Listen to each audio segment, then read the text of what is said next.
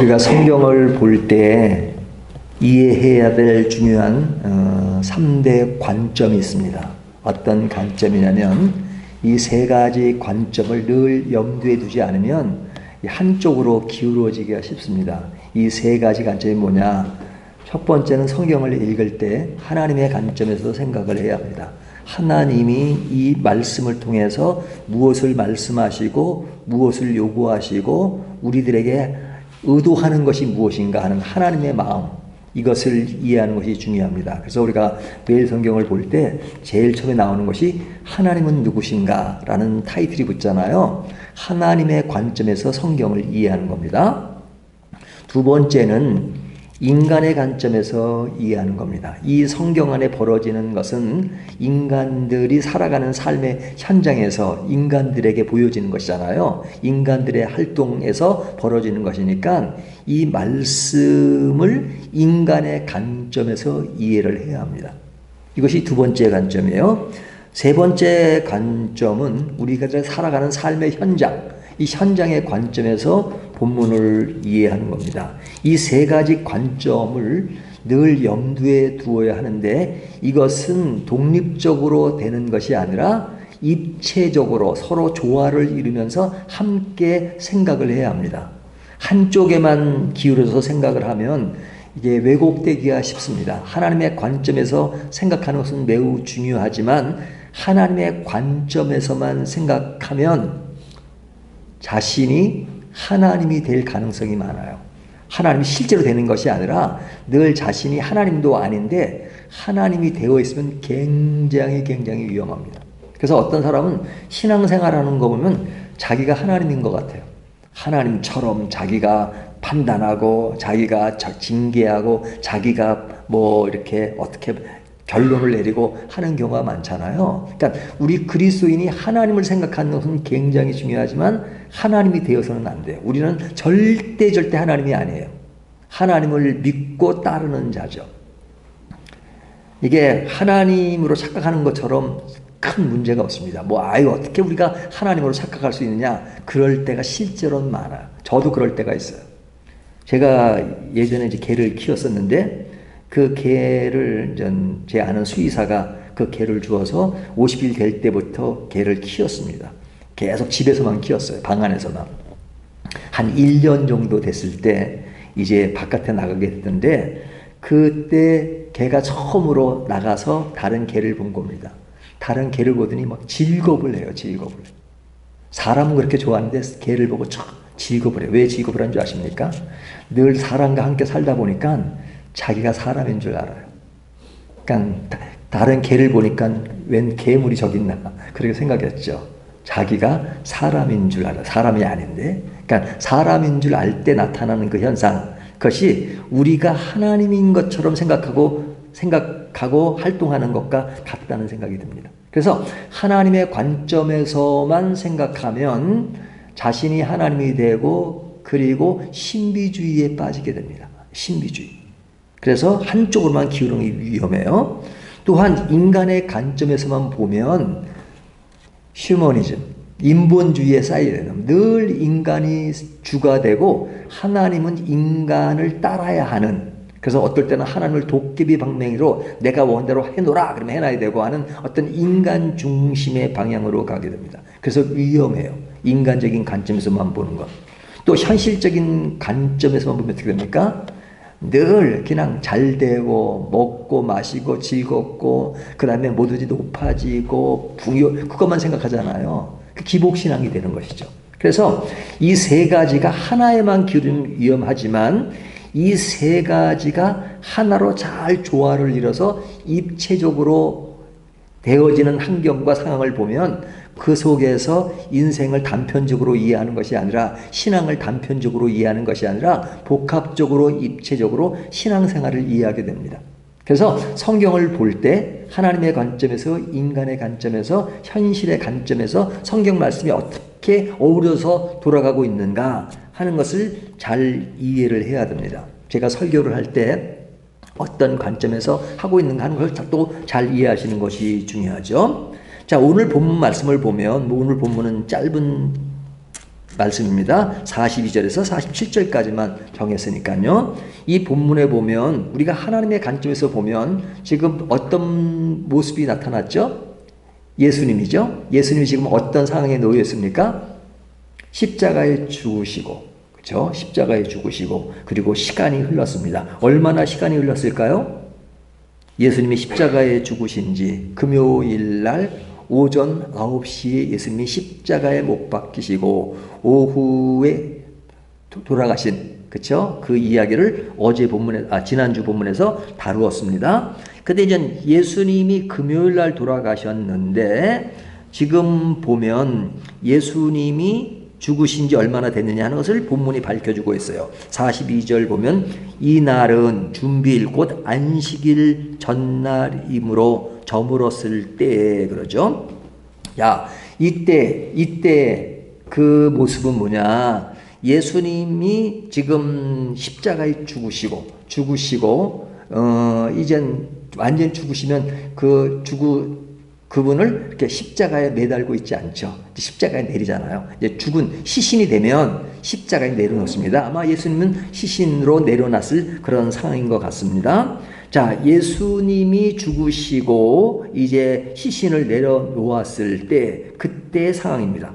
자, 근데 그 예수님의 죽으심이 그냥 외형적으로는 죽으신 것이지만 그 죽으심이 무엇을 의미하는지 하는 것은 우리가 지금까지 말씀을 통해서 늘 강조해 왔잖아요. 예수님이 죽은 것, 사람들이 볼 때는 그냥 십자가에 사형을 당해서 죽었다, 그리고 시신이 내려와 있다 정도로 생각할런지 모르지만 우리는 그런 정도로만 이해하는 것이 아니라 이 십자가에서 예수님이 죽으신 것이 무엇을 의미하는가 하는 것을 지금 이 말씀 오기 전까지 계속 예언하셨고 말씀하셨고 구약에 예언된 것이 이루어졌고 예수님이 또 그렇게 될 것을 예언한 그 모든 상황을 통해서 이것이 무엇을 위한 것이었고 하나님의 어떤 계획 속에서 이것이 이루어졌는가 하는 것을 알죠.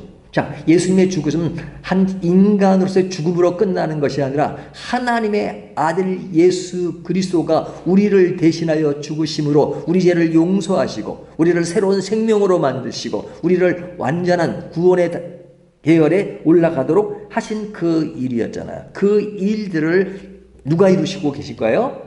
하나님이 계획하셔서 예수 그리스도를 통해서 실천되어진 상황입니다. 이것이 오늘 본문에서 하나님의 관점에서 성경이 우리에게 말씀하려고 하는 의도입니다. 이것이 하나님의 의도예요. 우리를 구원하시는 것. 근데 우리를 구원하시는 그 과정 속에서 그 구원을 바라보는 인간의 모습은 어떤 것이냐? 그것을 인간적인 관점에서 보면 여러 종류의 사람들이 등장하는 것을 볼 수 있어요. 그것을 집행하는 군인들도 있고 또 대제사장 빌라도도 나오고 그리고 예수님이 죽으실 때 그 옷을 가지고 제비뽑기를 하는 로마 군병들의 이야기를 비롯해서 여러 사람들의 이야기잖아요. 그 십자가를 바라봤던 여인들의 이야기도 나오고 사람들의 이야기가 나옵니다. 그리고 그 십자가를 바라보며 그냥 실용하고 조롱했던 무리들의 이야기도 함께 나오고 있습니다. 그렇다면 하나님의 구원의 계획 속에 이루어지는 것에 대해서 사람들의 반응이 어떻느냐? 백부장처럼 정말로 이것을 보니까 그는 하나님의 아들이라 이렇게 고백하게 된 사람도 있지만 그러나 그런 것을 모르고 그냥 자기들이 의인이고 예수 그리스도께서는 죄인인 것처럼 취급하는 그런 모습들이 인간의 모습 속에서 다양하게 벌어지는 것을 이야기합니다. 그렇다면 이 말씀을 우리가 인간의 관점에서 보면 그 위대한 십자가의 구원 앞에서 인간들은 어떤 모습을 지니고 있는가 하는 것들을 생각하게 하죠. 그 본문이 어제에 이어서 지난주에 이어서 오늘도 계속 이루어지고 있는데 그 이루어지는 가운데 특별히 인간의 관점에서 이루어지는 것들을 조금 더 확대해서 이야기하고 있습니다. 그 확대하는 내용에 한 사람을 등장시키는데 그 사람이 누구냐? 이름을 이야기하면 요셉이라는 사람입니다. 요셉. 근데 성경에 요셉이라는 이름이 많잖아요. 그렇죠? 그 예수님의 육신의 아버지도 요셉.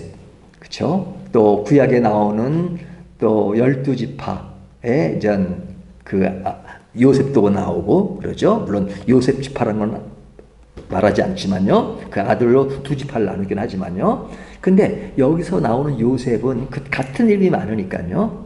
여기에 보면 그 사람의 이름을 그 사람이 사는 지역을 먼저 대고 이야기합니다. 43절에 보면 아리마대 사람 요셉이 그러죠. 이 아리마대라는 것은 뭐 성이나 그런 것이 아니고 아리마대라고 하는 지역을 말합니다. 그러니까 아리마대에 사는 요셉 이야기를 하는 겁니다. 이 아리마대에 사는 요셉, 그 사람이 오늘 본문의 주인공처럼 등장을 합니다. 그러면 이 사람은 어떤 사람이냐? 이 사람에 대한 이야기는 마가복음뿐 아니라 마태, 마가, 누가, 요한에서 골고루 다 다루고 있습니다. 근데 이 사람은 어떤 사람이냐? 오늘 본문을 보면요.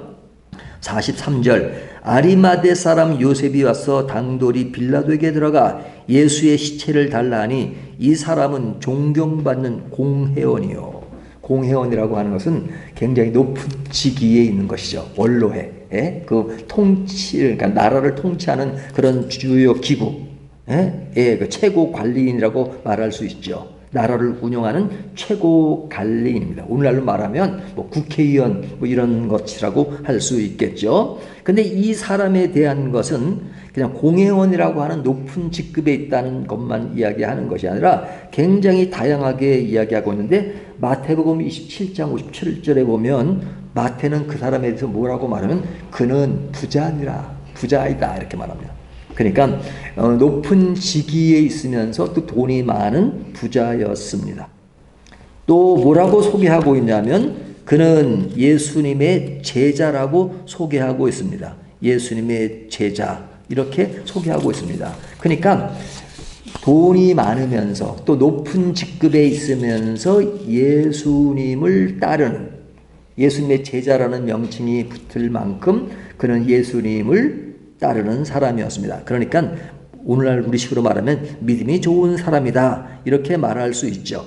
그래서 그가 삶 속에서 무엇을 바라고 사는가 43절을 다시 보면요. 아리마대 사람 요셉이 와서 당돌이 빌라도에 들어가 예수의 시체를 달라 하니 이 사람은 존경받는 공회원이요 하나님의 나라를 기다리는 자라. 하나님의 나라를 기다리는 자다.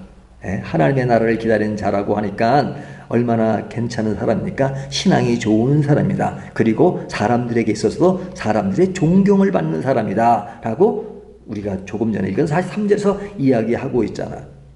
누가복음에 보면 그에 대해서 뭐라고 말하냐면 누가는 그렇게 기록합니다. 선하고 의로운 사람이라 이렇게 말합니다. 선하고 의로운 사람이다. 그러니까 굉장히 신앙도 좋았습니다. 근데 우리가 공회원들을 보면 당시에 예수님을 긍정적으로 생각하는 사람들보다는 대체로 부정적으로 생각했죠. 예수님이 십자가에 못 박히는 그런 가운데 사실 바리새인들과 사두개인들이지만 그 바리새인과 사두개인들 중에 공회원에 속한 사람들이 굉장히 많았습니다. 그러니까 공회원 전체의 기류는 예수님을 십자가에 못 박고 예수님에 대해서 부정적으로 생각하는 사람이 지배했던 당시입니다. 그런데 이 공회원으로 있는 아리마대 요셉이 예수님에 대해서 좋은 감정을 가지고 있고 좋은 선생님으로 생각하고 있고 그리고 그에 대해서 아주 하나님의 나라를 기다리는 자로서의 모습을 지니고 있으니까 그런 악하다기보다는 안 좋은 환경 속에 신앙적으로는 안 좋은 환경 가운데서 그는 예수를 믿는 위치에 있으니까 굉장히 괜찮은 것이죠. 괜찮은 것이죠. 근데 이제 공회원 가운데 예수를 믿고 예수님을 따르는 사람들의 이야기가 아리마대 요셉뿐 아니라 또 한 사람이 기억나시지 않습니까? 또 한 사람. 요한복음 3장에 나오는 사람 중에 니고데모라고 하는 사람이 있습니다. 니고데모. 이 니고데모도 공회원입니다. 그러니까 이 니고데모도 예수님을 따르는 자로 살았음을 뒤에서 밝히고 있습니다.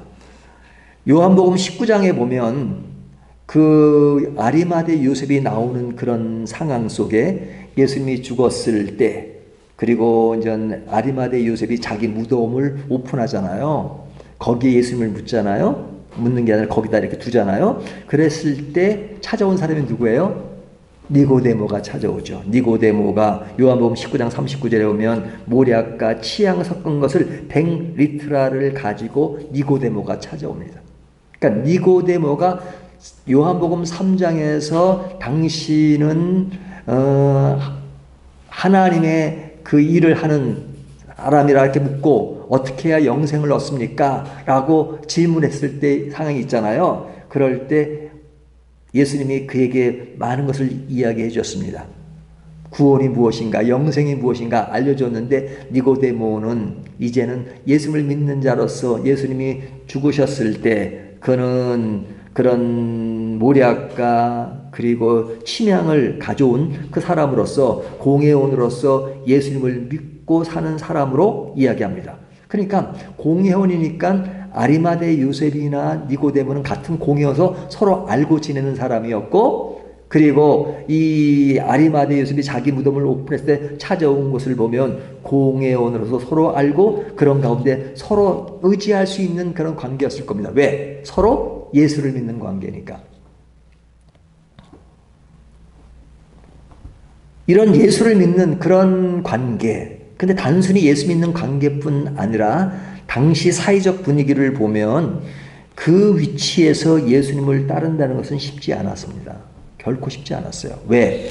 기류가 다 예수님을 믿고 그렇게 사는 동네는 예수 믿는 것이 이렇게 어렵지가 않죠. 우리나라는 종교의 자유가 있고 예수 믿는 것에 대해서 누가 박해를 하거나 그러지 않잖아요. 물론 간접적으로 박해가 있을 수는 있지만 직접적으로 어떤 박해가 있는 지역이 아니잖아요. 그러니까 예수를 자유롭게 믿을 수 있어요. 하지만 지금도 세계 곳곳에는 예수를 자유롭게 믿지 못하는 곳이 많잖아요. 예수를 믿으면 죽을 수밖에 없는 그런 상황이 있는 나라가 있잖아요. 뭐 멀리도 안 가도 북한만 가도 그렇잖아요.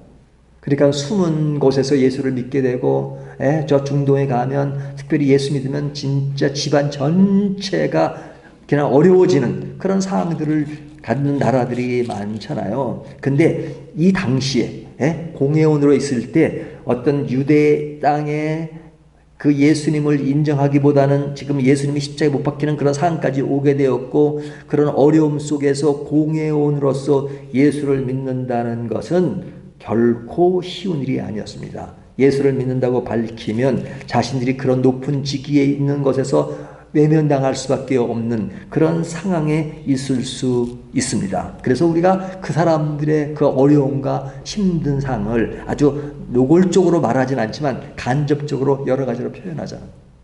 니고데모가 예수님을 찾아올 때가 언제였어요? 사람들이 많은 대낮에 예수님을 찾아와서 예수님, 나는 당신이 하시는 기적을 보면서 이적을 보면서 하나님의 아들인지 이렇게 물었나요? 아닙니다. 언제 찾아왔어요? 밤에. 사람들의 눈에 띄지 않는 곳에 밤에 자기의 신분을 속였다기보다는 숨기고, 그리고 예수님을 찾아온 그 이유가 무엇이에요? 당대 공회원이면 굉장히 높은 직위에 있는 사람인데 그냥 비서를 동원하고 다 올 수도 있지만 조용히 밤에 예수님께 찾아온 것은 조용히 자기의 문제를 상담하는 측면도 있지만 자기가 노출되면 안 되니까, 노출되면 여러 가지로 어려운 상황이 많으니까 밤에 찾아왔던 우리가 니고데모를 볼 수 있습니다. 눈에 띄지 않기를 원했습니다. 그는 찾아와서 예수님이 행하신 표적을 이야기하며 당신은 하나님께로부터 온 선생인 줄 안다고 이야기했습니다. 하나님과 함께하지 않으면 이런 일은 불가능하다고 이야기했습니다. 이것은 예수님을 전적으로 신뢰하고 고백하는 그런 부분으로 가고 있잖아요. 하지만 그런 가운데서 자기는 숨기는, 자기를 노출시키지 않은 그 사회적인 어떤 정적인 분위기 속에서 예수님을 따른다는 것은 매우 어려운 상황이 올 수 있다는 것을 알고 있기 때문에 그런 행동을 취한 것을 볼 수 있습니다. 자신의 양심으로는 예수님에 대해서 긍정적이라 할지라도 그런 자신의 입장이 굉장히 자신에게 불이익이 될 수 있다는 것이, 또 위험성이 있다는 것을 알고 있었기 때문에 밤에 찾아온 니고데모를 이야기하고 있습니다. 그러면 아리마대 요셉은 어땠을까요? 아리마대 요셉, 우리가 한번 성경을 찾아볼까요? 요한복음 19장 38절 한번 찾아보겠습니다. 요한복음 19장 38절. 우리 같은 사복음 중에서 요한복음 19장 38절. 예, 38절 같이 한번 읽어볼까요? 시작. 아리마대 사람 요셉은 예수의 제자이나 유대인이 두려워 그것을 숨기더니. 자, 다시 한번 볼게요. 아리마대 사람 요셉은 예수의 제자이나, 여기까지는 예수님을 확실히 믿는 사람이라는 것을 분명히 하고 있죠. 하지만 유대인이 두려워 그것을 숨기더니, 그러죠. 누구를 두려워해요? 유대인들을 두려워해요. 그리고 자기는 숨겨요. 왜 숨겨요? 자기의 위치, 자기의 처지, 이런 모든 것들이 노출되면 불이익을 보는 측면이 많습니다. 그래서 두려워하는 겁니다. 왜? 그 시대적 대세가 예수님을 죽이려고 하는 그런 속에 자기가 예수님을 긍정하고 그러면 그냥 여러 가지 불이익이 있죠. 그렇다고 예수를 안 믿거나 그런 건 아니에요. 예수님의 제자이었으나, 제자이지만 그러나 유대인이 두려워서 자기를 숨겼다, 이렇게 말하고 있는 겁니다. 자신이 노출시키는 것이 굉장히 불안해질 수 있는 그런 상황입니다. 다시 한번 정리를 하면 그들은 니고데모를 포함해서 예수님을 인정하고 믿으나 드러내놓고 예수님을 인정하지 못할 입장에 있다는 것을 말하고 있는 것이죠. 오늘날은 어떨까요? 오늘날은 예수를 믿으면 끌려가거나 잡혀가거나 그러진 않죠. 하지만 어떤 외압에 의해서 우리는 예수 믿는 것을 그렇게 숨기지는 않겠지만, 그러나 그냥 자기 스스로가 자꾸만 예수 믿는 것을 이렇게 드러내면 그냥 여러 가지로 내가 좀 불편하니까 숨기는 경우가 많죠. 자기가 노출되지 않는 것. 그래서 가급적 예수 믿는 것도 사람들에게 노출되지 않는 곳에 가기를 원하고요. 그리고 교회랑 조금 거리감이 있는 곳에 가면, 믿지 않는 사람과 어울리면 자꾸 자기를 숨깁니다. 예수 믿는 걸 숨겨. 자기를 숨기는 것이 아니라 예수 믿는 것을 숨깁니다. 예수 믿지 않는 차원에서 자기의 잘하는 것, 이런 것은 밝히지만 그러나 자꾸 숨겨요. 왜 숨겨요? 내가 신앙인이라는 것을 밝히면 그것으로 오는 여러 가지 부정적인 요소가 많다고 생각하기 때문에. 그러면 개인적으로 예수를 믿지 않느냐? 그러진 않죠. 개인적으로 신앙 고백도 하고 예수 잘 믿고 하나님을 찾고 기도도 하고 큐티도 하고 교회도 다니고 여러 가지로 하죠. 하지만 자기를 알릴 필요가 있을까? 신앙생활은 개인이 하는 것이 굳이 알릴 필요가 없다라고 생각합니다. 물론 어디 가서나 제 경우 목사라고 알리면서 그냥 그럴 필요는 없죠. 그냥 제가 이렇게 운동하면서 탁구장에 가면 굳이 가서 나는 목사, 그럴 필요는 없죠. 왜? 탁구장에 목사로 간 게 아니고 그냥 운동하러 간 것이니까. 하지만 사람들이 물어보면 뭐 하십니까? 하면 그냥 당연히 목사라고 이렇게 얘기하죠. 그러니까 내가 어떤 신앙인으로서 내가 해야 될 말씀을 차 안에서 읽거나 그런 것에 대해서 그냥 두려워할 것이 내가 하는 그대로 하는 것. 그것이 그냥 실제로 그러니까요. 굳이 숨길 이유가 없는 것이죠. 근데 니고데모나 아리마대 요셉은 굳이 숨기고 있어요. 왜? 그 당시의 시대적 상황으로 그 불안한 상황이니까. 그러니까 그들의 어떤 사회적 흐름은 이해가 돼요. 우리가 공산주의 국가에서 기독교를 했을 때 그럴 때 일부러 성경책을 드러낼 필요는 없죠. 일부러 그렇게 죽을 필요는 없죠. 하지만 그런 어쩔 수 없는 상황 속에서 숨겨야 할 수밖에 없는 그런 처지가 아닌 요즘에 사람들은 자꾸만 예수 믿는 것에 대해서 숨기려고 합니다. 내가 예수 믿는 걸 알면요, 그냥 교회 전체 덕이 안 돼요. 이렇게 말하는 사람도 있어요. 그러니까 내가 예수 믿지 않는 사회 구조 속에서 내 마음대로 그냥 그들과 똑같이 어울려서 하고 싶은 대로 다 하겠다라는 의도도 있을 때도 있어요. 그런 데서 제한받고 싶지 않다. 내가 일단 예수 믿는다고 말하면 여러 가지 그들과 어울리는 데 있어서 제한도 많이 받고, 그러니까 그럴 땐 잠깐 숨기고, 그들과 놀 때는 그들 분위기에 맞춰 놀고, 그들의 정서가 신앙적인 것과 이탈되더라도 마음껏 그들과 어울리고, 그러나 내 개인적인 신앙은 늘 하나님과 함께하고 라고 생각하는 그런 모습을 지닐 때가 많죠. 그런데 여러분, 이것은 그럼 뭐 그럴 수 있다라고 생각할런지 모르지만, 우리가 구약에서 이스라엘 백성들이 하나님을 한 번이라도 부정한 적이 있나요? 하나님을 한 번이라도 안 믿는 적이 있나요? 이스라엘 백성들에게 있어서는 하나님에 대한 존재는 절대 존재이기 때문에 한 번도 하나님을 부정한 적이 없습니다. 근데 부정한 적이 없음에도 불구하고 하나님이 이스라엘 백성들의 몽둥이를 두시고 야단치는 것이 뭡니까? 우상을 숭배하지 말아야죠. 우상을 숭배하지 말. 그러면 이스라엘 백성들이 우상을 숭배하면 하나님은 안 믿고 우상을 숭배했나요? 아닙니다. 하나님도 믿고 우상도 숭배합니다. 왜 이스라엘 사람들은 우상 숭배가 많았을까? 이스라엘은 그런 무리기한 나라였어요. 무리기한 나라. 물이 귀하니까 늘 물과 관계된 신이 많았어요. 그 중에 한 신이 바알 신이었어요. 바알 신은 물을 내리는 신이라고 믿었죠. 그러니까 바알 신전에 가면 그냥 바알 신전에 앞에 바알 그 신상이 있고 옆에는 방들이 있어가지고 그 방에 들어가서 그런 사람들을 맞이하는 여자들이 있었습니다. 그들과 어떤 성적 관계를 갖게 하는 그런 것이 있어요. 왜? 성적 관계를 가질 때 그 바알 신은 굉장히 흥분되고 그럴 때 비가 내린다고 믿었기 때문에 이스라엘 백성들은 어떤 개인적인 만족도 누리면서 그리고 비도 오는 그런 것을 이룰 수 있다는 것 때문에 바알 신에 대한 그 애착이 많았습니다. 근데 그렇다고 하나님을 부인했나요? 하나님도 믿고 바알 신도 믿고. 그러니까 하나님은 그것을 싫어하십니다. 나 외에 다른 신을 섬기지 마라. 오직 나만 믿어라. 우상을 숭배하는 것은 나를 부정하는 것이다. 이렇게 말씀하시잖아요. 근데 이스라엘 사람들은 그 생각이 그렇지 않죠. 하나님을 믿는데요. 하나님을 떠난 적이 없는데요. 우상을 숭배하지만 하나님 믿는다는 그것을 한쪽은 하나님 쪽에 발을 담그고 있기 때문에 마치 하나님을 믿는 것처럼 생각하는 겁니다. 하지만 하나님은 우리에게 나 외에는 다른 신을 섬기지 마라. 그겁니다. 오직 하나님만 바라보는 겁니다. 근데 우리의 신앙은 어떻습니까?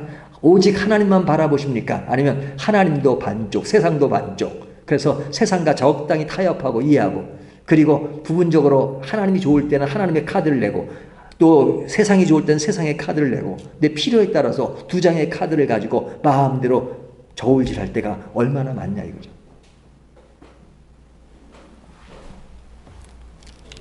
오늘 본문이 말씀하시는 그리고 등장하는 인물 가운데 아리마대 요셉은 하나님을 잘 믿는 예수의 제자였으나 유대인들이 두려워 그는 자신이 예수님을 믿는 것을 숨겼다라고 말하고 있습니다. 오늘 본문이 아니라 예전 본문에서. 그런데 오늘 본문에서 나오는 아리마대 요셉이 그때와 다른 것을 좀 볼 수 있습니다. 자, 어떻게 다른 것을 볼 수 있느냐? 니고데모가 좀 모략과 가져온 것도 밤에 예수님을 찾아갔던 니고데모도 변화가 있었죠. 그러나 지금은 찾아온 것은 그때 상황과 다른 그 니고데모를 이야기하고 있다면 오늘 본문 43절을 다시 한번 볼까요? 43절 마가복음입니다. 아리마대 사람 요셉이 와서 그 다음 말이 뭡니까? 당돌이 빌라도에게 들어가 그러죠. 자, 이 당돌이라는 말이 오늘 본문에 굉장히 재밌지 않습니까? 저 본문을 보면서 눈에 탁 띄는 단어가 있다는 당돌이. 자, 우리가 요한복음에서 아리마대 요셉이 유대인들이 두려워서 자신을 숨겼어요. 예수는 믿지만 모든 상황이 자기에게 불리해질 수 있으니까 숨겼어요. 하지만 오늘 본문에서는 지금 예수님의 시신을 달라고 하는 그런 이야기입니다. 그것도 누구에게 달라고 합니까? 최고의 위치에 있었던 빌라도에게 직접 들어가서 예수님의 시신을 달라고 할 때 그것이 굉장히 위험할 수 있는데 그가 어떻게 했다고요? 그냥 조용히 빌라도를 만나서 그냥 아무도 모르게 하는 것이 아니라 당돌이를 강조해요. 당돌이를 강조하는 굉장히 의도적인 거예요. 그는 숨기는 모습이 아니고 자신을 감추는 모습이 아니고 누구를 두려워하는 모습이 아니라 당돌이 그에게 가서 시체를 달라고 요청합니다. 밤에 유대인들이 두려워 찾아갔던 니고데모나 그리고 유대인들이 두려워서 자신을 숨겼던 아리마대 요셉이 아니라 이제는 당돌이 빌라도에게 나아가서 예수님의 시신을 달라고 요구하는 니고데모가 아닌 누구예요? 아리마대 요셉의 모습은 예전과는 확실히 다르죠. 예전에도 예수님의 제자였고 지금도 제자였습니다. 하지만 예전에는 제자였으나 숨기고 하나님과 개인적인 관계에서는 제자였고, 그러나 지금은 그 관계는 똑같아요. 제자인 관계는 똑같지만 지금은 이제 주변의 눈치를 보지 않고 자기의 어떤 위치, 공회원으로서 위치가 어떻게 상실될까 또는 자기 위치이 사람들에 의해서 위협될까라는 것을 전제하지 않고 오직 예수 그리스도를 제자로서 모습을 보면서 그는 그런 것에 전연하지 않고 당돌이 예수님의 시신을 달라고 하는 그 모습은 완전히 바뀐 모습을 보여주고 있죠. 오늘 본문이 우리에게 강조하는 것이 무엇입니까? 우리가 하나님의 관점에서 하나님 우리를 향한 구원의 계획을 다 이루셨고 그것으로 인해서 예수님은 죽으셨습니다. 그런 십자가 앞에 여러 가지 모습을 했던 사람들의 이야기를 합니다. 예수님을 위해 희롱했던 사람들의 이야기, 제비뽑기를 해서 옷을 날아가졌던 로마 군병의 이야기, 멀리서 바라보는 여인들의 이야기 등등 여러 사람들의 이야기입니다. 지나가다가 길을 가다가 예수님을 보고 침을 뱉던 사람들의 이야기를 합니다. 그런 가운데 아리마대 요셉의 이야기는 뭡니까? 이 아리마대 요셉은 예전에는 그런 예수님을 믿지만 그러나 자기를 숨기려 했던 그 사람이지만 오늘 본문에서는 당돌이 예수님의 시신을 가장 높았던 빌라도에게 담대히 달라고 했던 그 모습을 통해서 우리들에게 요구하는 마가의 의도가 무엇입니까? 오늘날 나의 신앙은 믿는다고 하고 교회 생활도 하고 신앙생활도 다 하지만 내 마음속에 예수님을 온전히 가감하게 드러내놓고 담대히 예수를 믿는 신앙의 길을 갖고 있는가? 아니면 지금 믿기는 하지만 믿는 모습을 지니고 있지만 숨어서 믿는 자기를 감추고 분리할 때 두 장의 카드를 가지고 있는 모습이 있느냐? 그런 너희라면 그러지 말고 아리마대 요셉이 새롭게 당돌이 했던 것처럼 우리의 신앙의 모든 것을 신앙의 모든 걸 당돌이 하라고 하는 것을 강조하고 있는 것이 아닐까요? 예수 믿는 것이 그렇게 창피한가요? 내가 신앙인이라고 드러내는 것이 그렇게 창피한가요? 내가 어떤 일을 하고 있다는 것이 그렇게 창피한가요? 아유, 누가 그렇게 생각하겠습니까? 하지만 은연중에 내 마음속에는 그냥 그것을 자꾸 가리고 싶어요. 가리고 싶어. 가림으로써 오는 세상적인 유익을 생각하기 때문에 그렇습니다. 하지만 여러분 그런 것들은 내가 믿는 신앙의 기본기를 가지고 있으니까 전혀 신앙에서 이탈된 것이 아니라고 생각할런지 모르지만 오늘 본문은 아니라고 이해합니다. 구약의 이야기가 개인에게 적용될 때는 좁아지니까 별로 중요하게 생각하지 않아요. 하지만 구약에 학대된 것은 뭡니까? 하나님 외에는 다른 신을 섬기지 말라. 하나님도 섬겼고 우상도 숭배하는 것을 하나님이 원치 않은 것처럼 우리의 신앙에 있어서 개인적으로는 믿지만 그러나 사람들에게 숨길 수밖에 없는 그런 것에 대해서 그런 이중적인 것들을 원치 않으십니다. 그리고 신앙의 한쪽으로 기울은 측면을 강조하고 있는 것입니다. 우리들의 신앙은 어떤 길로 가고 있느냐? 나의 신앙은 숨김에 있는가? 노출에 있는가? 우리가 성경에 보면 산상수훈에 기도할 때 은밀하게 기도하라 그리고 금식할 때 은밀하게 기도하라 그리고 구제할 때 은밀하게 하라고 하잖아요. 그 은밀함 무엇을 위해서 그래요? 내 신앙에 내가 노출되고 내가 가시되는 것 그런 것들은 숨기고 내가 인생의 주인이 아니라 신앙의 주인이 아닌 것을 우리가 숨길 수가 있죠. 그리고 은근히 골방에 하듯이 하는 것처럼 하는 것이 필요합니다. 하지만 내가 아니라 우리가 믿는 예수 그리스도 하나님의 나라 그것은 은근히가 아닙니다. 그것은 우리가 밝히 우리의 삶의 신앙의 가장 중요한 것이 무엇인가? 하나님 나라라고 하는 것. 아리마대 요셉이 하나님의 나라를 기다렸던 것처럼 그 나라를 기다리는 우리가, 그리고 진정 모든 사람들이 예수를 믿을 때 그 안에 진정한 행복과 가치가 있다는 것을 드러내는 것이 복음 전파요 복음의 길이라고 하면 무엇에 은밀하게 해야 되고 무엇에 노출을 해야 되는가 하는 것이 딱 판가름되는 것이 아닐까요? 나의 신앙은 어떤 면에서 숨기고 어떤 면에서 노출되는가, 이런 것들이 제대로 잘 조화를 이루며 가고 있는가 하는 것들을 다시 한번 생각하면서 우리의 신앙에 담대할 것이 무엇인가, 그리고 무엇을 강하게 노출하고 살아야 하는가 하는 것을 다시 한번 생각해보는 저와 여러분이 되시기를 주님의 이름으로 축원합니다.